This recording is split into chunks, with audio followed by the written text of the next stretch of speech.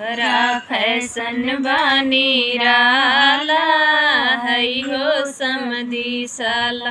तोहरा फैशन बनिराला है हो समधी साला। अपने द्वारे अवसर पवला रुपया खूब गिनवला।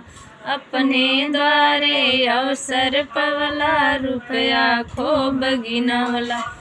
हमहू द्वारे अवसर पवनी गहना खूब लुटवली। खोला पेटिया कै ताला आई हो समधी साला। खोला पेटिया कै ताला है हो समधी साला। तोहरा फैशन बनिराला है हो भसुरू साला। तोहरा फैशन बनिराला है हो भसुरू साला।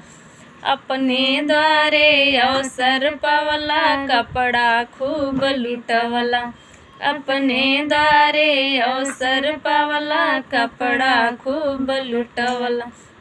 हमहू द्वारे अवसर पवनी रुपया खूब गिनवनी। खोला पेटिया कै ताला है हो समधी साला। खोला पेटिया कै ताला है हो भसुरू साला। तोहरा फैशन बनिराला है हो भसुरू साला।